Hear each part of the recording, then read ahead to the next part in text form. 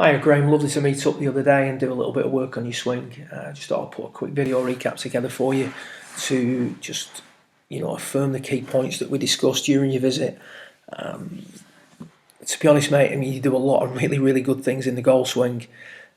Your understanding of how to control the hook was maybe a little bit skewed, which is largely what we discussed. Swing direction is a key number for you, if you want to use that term. It's a key area for you to think about, because the swing direction is create swing direction, and the angle of attack will create the path. The path is subsequent; it's a result of other things. Therefore, you need to be focusing on the other things, that rather than just trying to improve the path all the time. Which I think after your visit, you sort of got your head around that nicely. Typically, the move you would make. Took the arms out of the equation here with this exercise, and typically the move you would make is quite a large sort of drive of the hips, and the right shoulder would drop down, and that's pretty typical of the move that we were looking at on video via Facebook prior to your visit. So there's a lot of thrust, if you will, a lot of linear movement, rightly or wrongly. Some players need that. You definitely don't need more linear movement. So there's a large drive of the hips,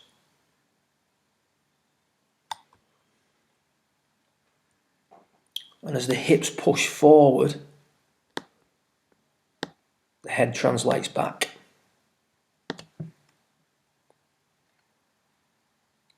The right shoulder now is not turning on a tilted angle.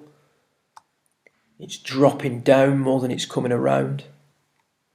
So the right shoulder drops down quite quickly. We create a lot of axis tilt.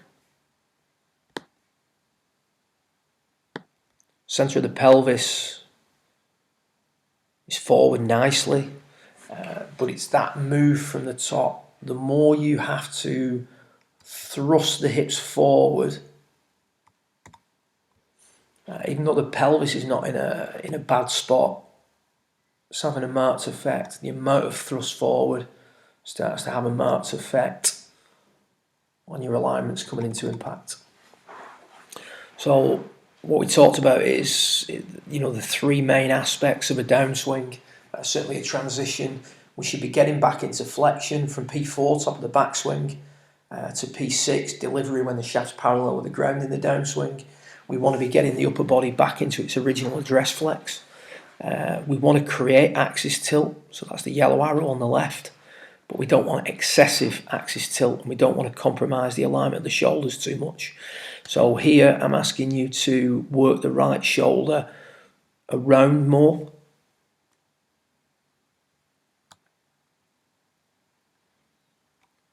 That's a very diluted version of what you saw the young man on Facebook doing, who works with GG. One of the problems I have, or one of the issues I have with that feel and that drill, is that it's becoming a caricature of itself. The feel, if I was demonstrating that to somebody during a lesson, would I make it look as exaggerated as that? Maybe, maybe not. I think I doubt I'd make it look as exaggerated as some of the guys online are doing at the moment, because I feel that there's a negative effect of that move becoming too excessive. So just like we don't want too much of this on the left, we don't want too much of what's being demonstrated by a lot of the biomechanics guys when trying to get back into flexion. So what we're doing here now is we're introducing the idea of turning a little bit more. So we're bringing the right shoulder around more than down. Now as we do that, the movement in the downswing of the pelvis, there's less of a thrust. So we sort of look where the centre of the hips are at that point. They're forward, but they're not as far forward. Is that the position I want you in? Not really. I want you in a sort of a position between these two extremes. But we definitely need to work on this on the right. We definitely need to have more of this. As the hips turn more, the thrust towards the target reduces. So we're now thrusting towards the target at a lesser rate. as we thrust towards the target at a lesser rate, the axis tilt we create becomes less severe, and the head doesn't drop back. The difference between the right shoulder and the left shoulder is now much less. And that's really what we see with a player who hits little fades in an efficient manner. I know you can hit a little fade from pretty much any swing you want, but that's more of what we see. As a general rule, we see a little bit less axis tilt. We don't want excessive axis tilt. We don't want excessive thrusting towards the target. And if we get that, we get the head dropping back, the right shoulder dropping down. We're now going to be coming away from the inside. Whenever we're coming away from the inside, in order to not hit the block, we're going to get the club face wrapping over. The rate of closure is also an issue. The more you come from the inside, the changes that you then need to make through impact can result in the club face closure being uncontrollable. Here we're going to have a swing that's much more in line, and the club face can be much quieter. It won't roll excessively, and it certainly won't roll uncontrollably. So that was you demonstrating the two extremes. When it came to hitting some shots, we start to see a difference between where you would normally get, which is that big thrust pattern towards the target. Apply this one through. So from the top, hips drive forward a tremendous amount, right shoulder drops back and underneath.